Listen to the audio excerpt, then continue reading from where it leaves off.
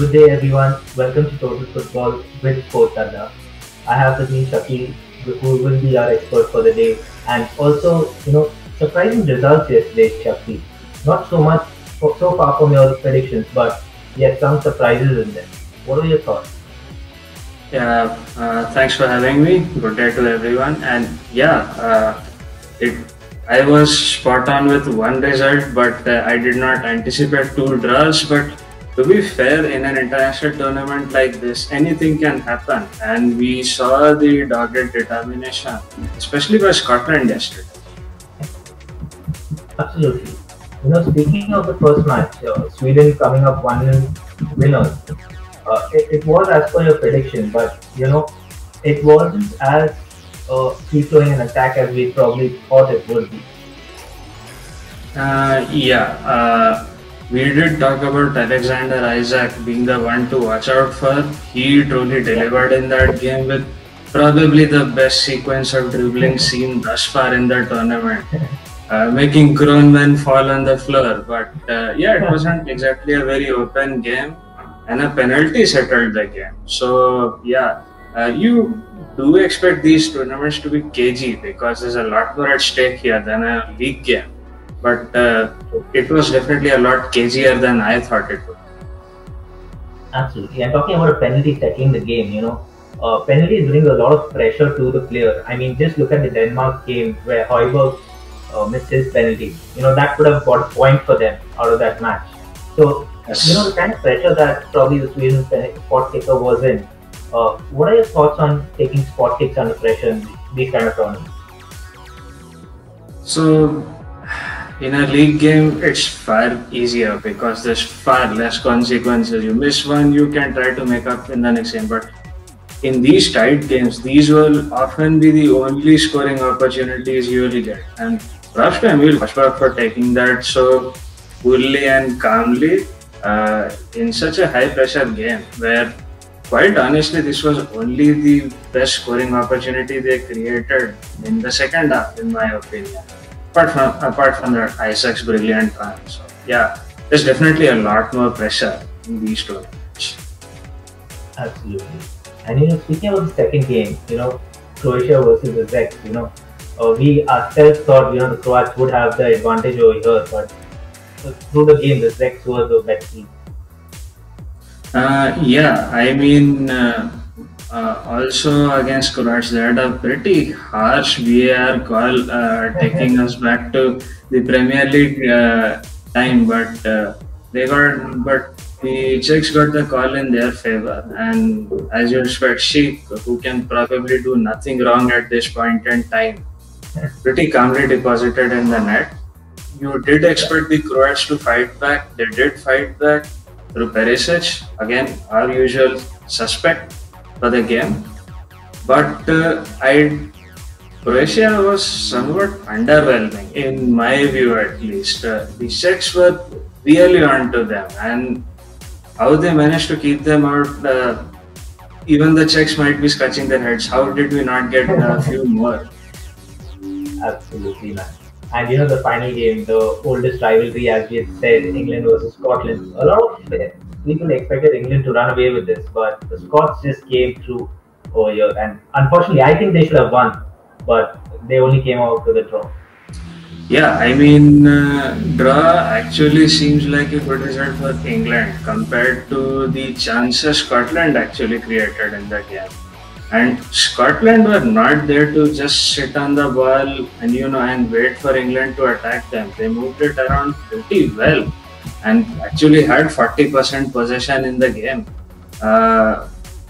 And they were very good in defense. It's just that their forward kind of lacks quality compared to England. But to be fair, I'd say Harry Kane, we were talking about maybe Dominic Calvert-Lewin in his place. Maybe there is time to rest Kane. He's had a long season, and even Jamie Carragher noted that he looked tired because he had such a long season. So it will be interesting to see what Southgate does.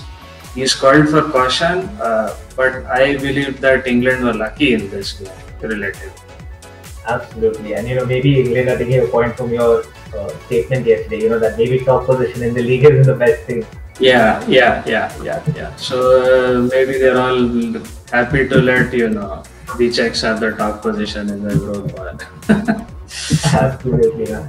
Yeah. So moving on to our first game, it's Hungary versus France.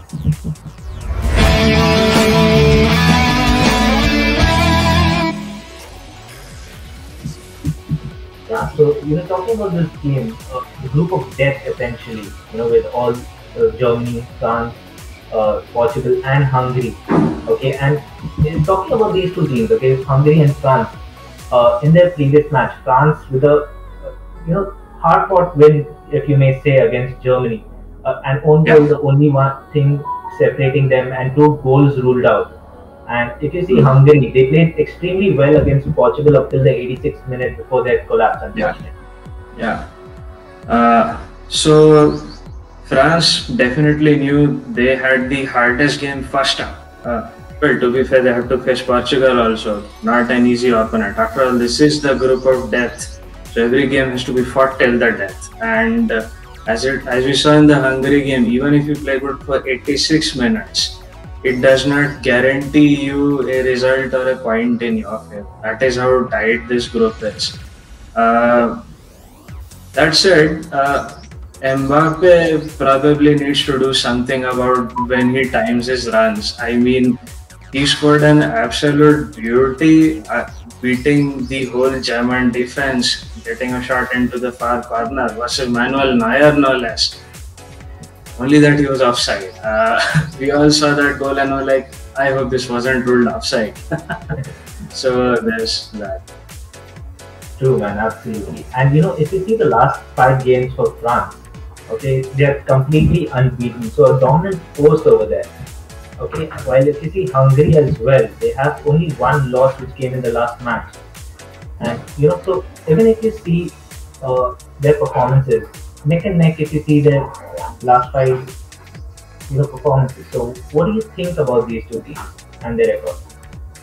So France came into the tournament as one of the favorites. I mean, there's no denying that. The quality they have in attack, midfield, and defense is basically the envy of all eyes. Hungary, you expected them to play, given the group they've been drawn into, to sit back and play on the defense. And if you remember the last game, the first goal Portugal got was after deflection. And subsequently, they tried to counter-attack. There was a penalty. Such things happen in the game. The game is pretty brutal at times to you. Actually played pretty well in the 86 mark. They even created chances which are better than the Portuguese chances. So it will be interesting to see how they bounce back in this game. And as yesterday's games have shown, there is no underdog here. You can't count out anyone. Do it at your own peril. And I'm pretty sure Didier Deschamps, being the seasoned campaigner he is, has won everything there is to win. He will definitely put this into his players. Absolutely. And interestingly, if you see the history between the two teams, the number of matches they played, Hungary are actually up on France. What are your thoughts over there? So this might be primarily because of the mighty Magyars. One of the best teams to never win either an European Championship or the Football World Cup, led by legendary guys like Ferenc Puskás. So I think that is when they might have had their ups on them, but now it's a different game altogether. Now maybe France has that kind of domination. Yeah. But do you think that little bit of history is going to play on the minds of both sides? Well, definitely the Hungarian coach is going to use it as motivation. That we have a winning record over them. We had a game against Portugal. We played very well. It's not we are hard done by luck, you can say, because that's exactly how you should be looking at that. The coach will suggest. So he'll say, history is on our side. Let's go for it. No doubt. And speaking of impact players, who do you think is a player to watch out for both these teams? So for France, I'd say Karim come into the setup after such a long time. Uh, he must have been gutted that his goal was ruled out. But I'm sure, given the season he's had with Madrid, where he possibly single-handedly kept them in the running for the title, he'll be eager to prove himself versus the Hungarian lineup. So, and if you go to see the Hungarians, is there any player you think might have a big influence on the game? So last game I felt Salah had a good game, but we can also look at Adam Nagy from Hungary. 26-year-old race for Bristol City, but about this Hungarian team I'll say one thing: don't go by the clubs they play for. They play as a team, they play a very dogged style, and he, I believe, could have a good role in this game compared to the previous one. Yeah, absolutely, man. I totally agree with you over there. And being the devil again, what are your predictions for the game, Shakti? Okay, so I am kind of expecting this to pan out the same way the Portuguese-Hungary game panned out. Hungary will be okay to let France have possession, but there is one major difference here. Portuguese were pretty wasteful in the final third. Even Ronaldo missed some chances. Sure, you can put that down to early tournament nerves, but with Mbappe, you don't have such nerves. He is not gonna give you an inch of space or anything. He's just gonna keep coming at you time and time again. So I expect France to win this, like many people do. I'm saying 3 goals or more. I'm saying 3-0 to France here, and hopefully Karim Benzema gets on the scoring sheet. There you have it, folks. 3-0 to France by our expert Shakti. And moving on to the next game in the group of death, it's Portugal versus Germany.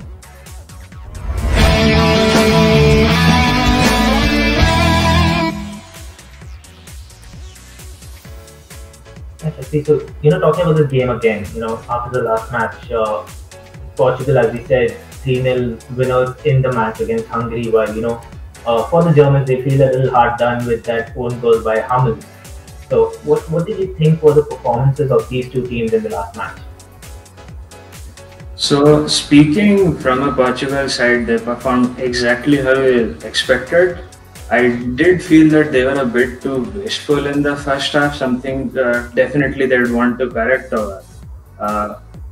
Germany, on the other hand, they played, this might sound strange coming from me, they played better than I expected them to play versus a team of the caliber of France. It wasn't that France had a runaway victory or had an easy game. No, they were actually defending for most of the game, and they were very ready to, we'll sit on the defense and play the Germans on the counter. It's just that the final third quality of Germany is probably not as good as it was in the previous tournament. So that, a little bit of a finisher or a poacher's instinct is missing for them. Yeah. So, Yeah. if you see the Portuguese form of the last 5 matches, again unbeaten the last 5 matches, a lot of confidence to them, don't you think? Oh yes, they are the incumbent champions, and they're also one of the favorites for the tournament. And they just have a unique swagger about them. Last time round, they kind of struggled their way, won their semi-final, won their final in a shock upset of sorts. But this time round, nobody will be, surprised if they do so well. They have so much quality. They look so assured on the ball. It's just, like I said in the previous game, maybe first game jitters, but they look very composed, and it should be a very interesting match. Absolutely. Eagerly looking forward. Hitting the nail on its head. And if you look at the German team, their performance over the last 5 games, a little tricky over there, don't you think? Yeah, Germany is going through a period of transition. I mean, this is Löw's final tournament. Hansi Flick is to take over from him. So they're still trying to find their balance. It's not that they are short on talent, and they have some very interesting players on the horizon. But even the present squad has a lot of quality. There are proven winners over there, both national and international. It's just that they are trying to make up their next golden generation, if I were to say. So you have this kind of patchy record. So I see them as a work in progress squad more than anything. Absolutely. And if you see the history between the two teams, the matches that they've played, so Germans the outright advantage holders over here. Oh yeah, no doubt about it. Even the last time they met in Euros, I think Germany had a huge victory over the Portuguese. Uh, so there's that also. But today will be definitely different. And like I said, I mean, Germany is a somewhat work in progress squad with some aging talent. Yeah, Portuguese, on the other hand, the most senior guy they have is probably Cristiano Ronaldo, who just seems to be able to wind back the clock all the time. I mean, he scored a sublime second goal versus Hungary just last game. So if he's the most senior player on the opposition team, Restall is a very young, dynamic core. So it will be an interesting battle to yeah. look at. True. And speaking of interesting battles, I think one of the most important battles will be Cristiano Ronaldo versus Joshua Kimmich. Will he be able to, tame this beast? Is the question. That's $1 million question. I mean, Cristiano Ronaldo is Cristiano Ronaldo. Needs no introduction. By every metric you can take, one of the greatest players of all time versus Kimmich, who actually had a pretty good last game. Constant attacking threat. Constantly developing attacks for the Germans. He has a lot of experience for his age on the club level. But containing Cristiano and his smarts is a whole different game altogether because they've not actually met each other as much in the European stage as well. So this will be a very interesting battle and a key Yeah, one at yeah, that. yeah, absolutely. It's one of the key battles that's going to take place. But I think, to counter Cristiano Ronaldo's passion, Joshua Kimmich has this aggression into his game. So Yes, I think that yes. could play a huge role in, a battle of the beasts over there. Yeah, one thing, sure, Ronaldo is pretty fit and everything, but he's not as quick as he used to be. Age kind of does that. Joshua Kimmich has that on the side, plus he is an absolute brawler on the pitch. Something we've seen him do for Bayern time and time again, even for Germany for that matter, time and time again. So Yeah, it will be a very interesting battle to look out for. You've got loads of wisdom and smarts on one end versus absolute dogged determination that I'm going to stop this guy no matter what. He is my guy. I'm looking out for him. So that will be a very nice battle to look at. Youth versus absolutely. experience again. Everyone's going to be looking forward to not only this battle but all the battles on the pitch. But do you think there are any standout players for both the teams, like unpolished gems or someone to look out for from a defensive standpoint from the other team's perspective? From a defensive standpoint, uh, with Germany, I'll actually go with Matt Hummels. He was extremely unlucky to have scored that one goal, which was actually a perfect poacher's finish on the other end of the pitch. But post that, he looked very composed. To be frank, you do expect from him. He's a seasoned, experienced campaigner, known to use his smarts and positioning to get the better of opponents. It will be interesting to see. Uh, what surprised me more was that Pepe is still playing in this in this tournament, and somehow he was a voice of the reason in the last game, calming down other defenders because they were getting frustrated. You kind of understand that to happen when you had so much of the ball and you see the opposition. It's bound to happen. It'll be interesting to see because there's that battle also. Since we're talking about Pepe, one player to watch out on the German side, could be Serge Gnabry. He missed a great one in the last game. Uh, I felt he should have scored instead of taking it on the half volley. Maybe he could have taken it on the full volley. But Serge Gnabry with his pace, extensive dribbling versus Pepe, a seasoned defender. That will be also an interesting battle to look at. So, yeah. And from the Portuguese side, a lot of expectations from Bruno Fernandes after the season he had with Manchester United. But for the Portuguese side, he sits a little deeper than he usually does for United. Yeah, I mean, he did try to take a few shots from range and in the previous game, but the general consensus, at least amongst the football watching public, was that the game truly opened after Renato Sanchez was introduced. But knowing the quality he has, the chances he can get you, I'm sure he'll be out there to prove everybody wrong. Uh, the key the key thing to look at over here is actually are Portuguese satisfied with a point in this game? They feel that if they get a point, they can finish second because if France win today, they are most likely, well, you can't say that. I mean, the first, second, third positions are not exactly locked in. It will be dependent on today's result, but it will be interesting to see if Santos believes that that could be a strategy for them. Because unlike Portugal's last game where they were allowed to have the ball, Germany will not allow you to have it whatsoever. And be ready to be hit on the counter a lot. So yeah, what do you think out of this match? Do you think Santos will go for the draw, or what are your expectations from the game and from the result standpoint? Oh boy, this is a very hard one to predict. It could be a super cagey affair, knowing Portugal's previous record in such tournaments. They prefer to not lose. That's how they won the last championship. They did not win a single group game. They drew all their games and they still won the championship. But this is a different Portugal side altogether. This is, I believe, a lot more talented than the one which stepped onto the pitch in the last Euros. I'm expecting a very open game because the Germans definitely feel they were hard done by the result of the previous game and will be out to prove themselves. It's very hard to take a call here result-wise, but if you were to ask me, I'm expecting the Germans to edge this by a goal at max. It could go the either way also.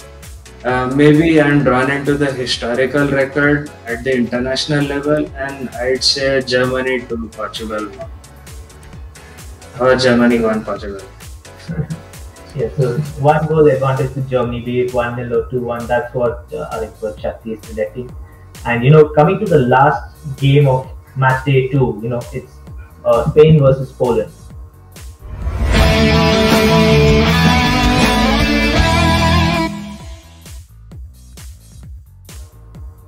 So Shakti, the last game of match day 2, a lot of teams have booked their place in the second round.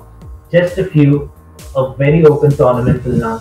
And looking at the past match for these two teams, Poland with a disappointing loss to Slovakia, and Spain again, disappointed with their performance. They're just getting a draw out of it. So, what are your thoughts on that game? So, Spain they hogged so much of the ball, they could have practically kept it for sale. But the point still remains is, ever since the loss of David Villa and other finishers up top, they've definitely lacked that final poacher, which was very evident in the game versus Sweden. They had so many chances, but could not capitalize on them. So they'll be definitely looking to correct that. How they go about it will be a very interesting battle to see. And Poland, everybody expected Poland to win their first game. You've got so much talent on the Polish bench, and you've got one of the best strikers of this generation in Robert Lewandowski, who's already been talked of as a potential, player of the year winner because he's had such an he scored 41 goals in a season for Bayern Munich, breaking Gerd Muller's record. So you expect, these guys to be on fire, and they not only lost, but to be honest, were pretty comprehensively beaten in the previous game. So they'll be out to. So you have two teams saying that, okay, The last match was an aberration. We really have to stamp our authority on the game and do it fast. True. And if you look at the last 5 games, okay, for Spain, unbeaten, but it's still a little iffy on their part. Yeah, so Spain, quite frankly, has been in transition for quite a while. They're still in transition. You kind of see that, but they have a very distinct style. It's they select players according to whether they fit the particular philosophy the Spaniards have.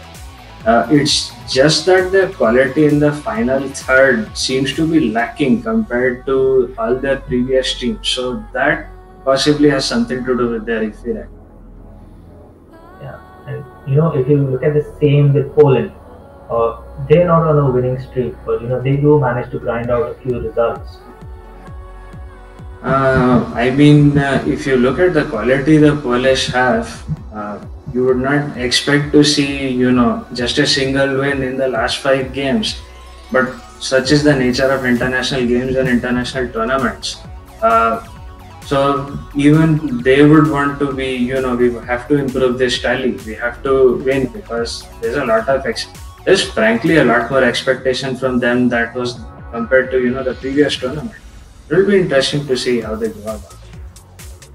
True, and while you're saying they will want to grind out a result and change the history or the dynamics of their past record, if you see the record between these two teams, Spain outright winners with 8 wins, while the Polish only have 1.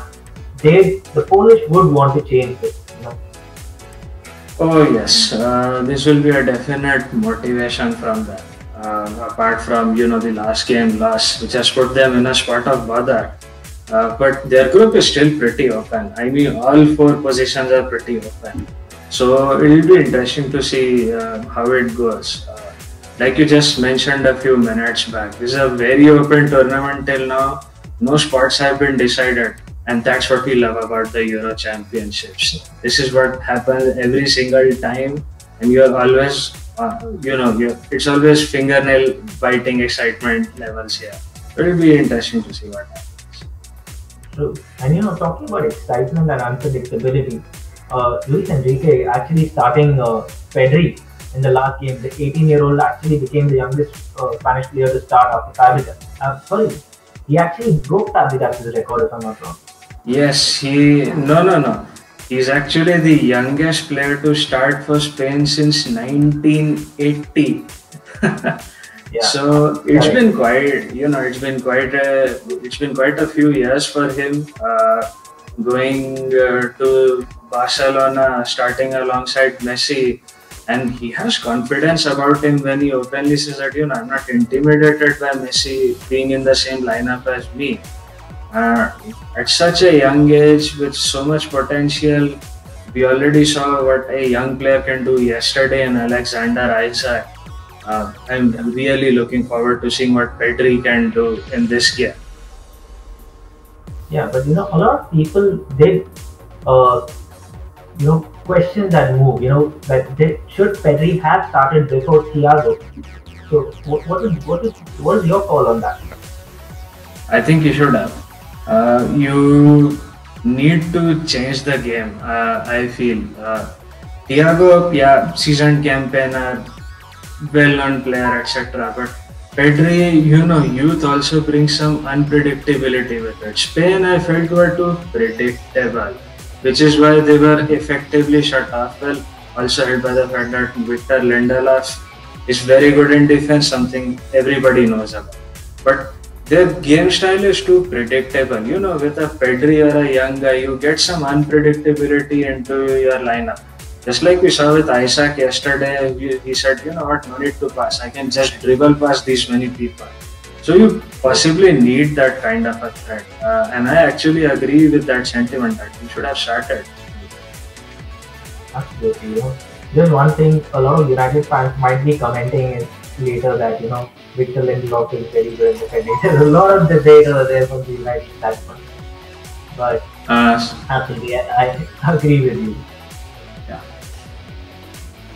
So, Shakti, what are your expectations from this final match? What do you think the results will be?